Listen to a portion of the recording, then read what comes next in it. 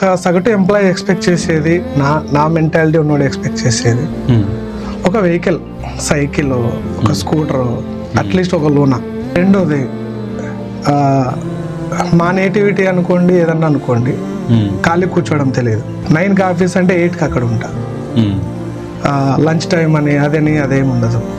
ఒళ్ళొంచి కష్టపడతా, ఆకలి అవుతుంది. 8కు ఆఫీస్కి వెళ్ళాలి అంటే బాస్ తెచ్చుకోవడం కష్టం. సో ఏమన్నా లంచ్ ప్రొవైడ్ చేస్తారా అని అడుగుతా, చేసేవాళ్ళు కాదు. ఓకే. సో బేసిక్ చాలా స్మాల్ అన్నమాట. ఇలాంటి వాటి మీదనే నా ఫోకస్ ఉండేది. అలాంటి కంపెనీ ఏదన్నా దొరికితే కంటిన్యూ అయిపోదాం, లైఫ్ లాంగ్ కంటిన్యూ అయిపోదాం. మా వైఫ్ అనేది 1200 అయినా పర్లేదు, నీకు అన్నం పెడితే బాగుండేమో,